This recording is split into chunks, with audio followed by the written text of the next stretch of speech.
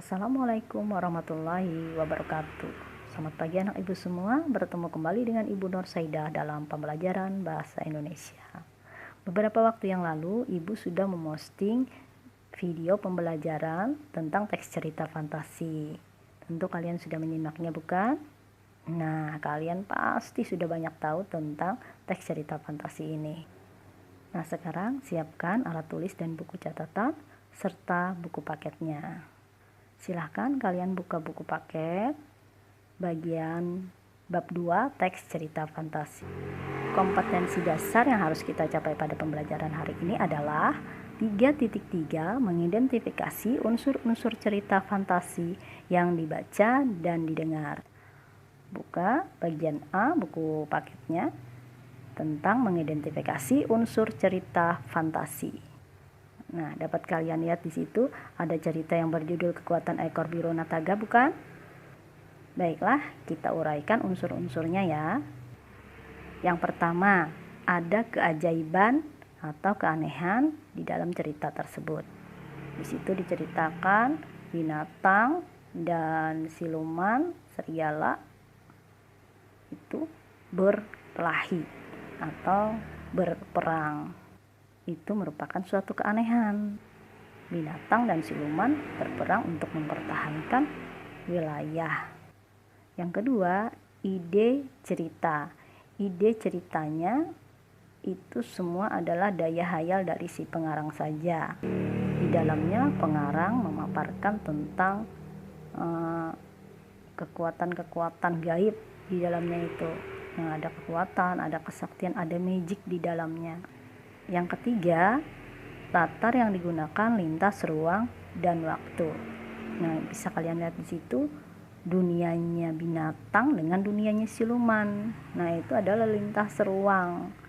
Kalau dunia binatang kan dunia nyata, dunia siluman kan bukan dunia yang nyata. Nah, di situ ada lintas ruang, sesuatu yang tidak mungkin. Yang keempat, tokohnya memiliki keunikan, bisa berubah wujud atau mengeluarkan kesaktian seperti tokoh Nataga di dalam cerita itu. Dia mempunyai kesaktian. Yang kelima, cerita tersebut bersifat fiksi atau tidak pernah terjadi di dalam kehidupan nyata. Tidak akan pernah terjadi binatang dan siluman maksud ibu.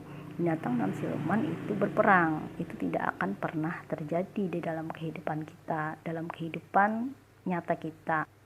Jadi cerita itu sifatnya fiktif atau fiksi saja.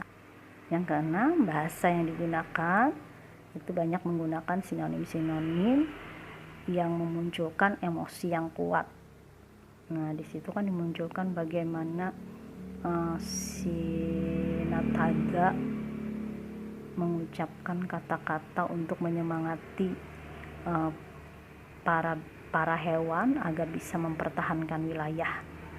Nah, jadi di situ memancing emosi baik dari si tokohnya sendiri maupun dari si pembacanya. Nah, itu tadi unsur yang ada di dalam cerita fantasi. Berikutnya adalah jenis cerita. Jenis cerita ini dapat dilihat dari latar waktunya, juga latar tempatnya. Jadi latar cerita di sini mempengaruhi jenis cerita. Ada dua jenis cerita fantasi. Yang pertama, cerita fantasi total atau irisan. Yang kedua, cerita fantasi sejaman ataupun lintas waktu. Nah, ibu akan jelaskan satu-satu. Cerita fantasi total berarti seluruh ceritanya itu hanya fiksi saja, hanya fantasi saja. Seperti tadi contoh Kekuatan Ekor Biru Nataga, itu semua isinya fantasi saja. Kemudian cerita fantasi irisan itu sebagian saja. Contohnya cerita Berlian 3 warna. Kalian bisa cek nanti di buku paketnya. Di situ nama tokoh, kemudian nama orang di situ, nama tokoh itu bisa mungkin saja atau bisa saja berada di kehidupan nyata.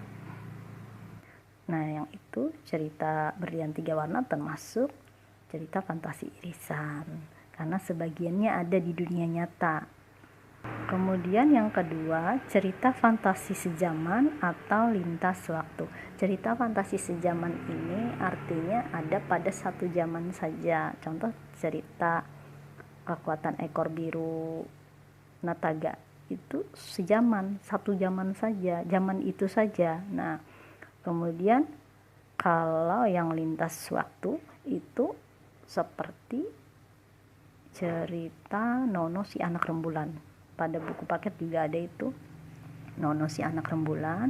Itu dia ada di masa kini tetapi tiba-tiba masuk ke masa zaman penjajahan Belanda. Nah, itu lintas waktu.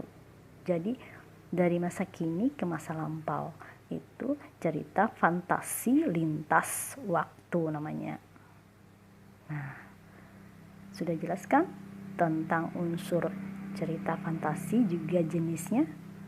Jika masih belum jelas, kalian simak kembali ceritanya, cerita fantasi yang ada di dalam buku paket, lalu kemudian diulang kembali dengan apa yang ibu sampaikan ini, sehingga menjadi betul-betul memahami.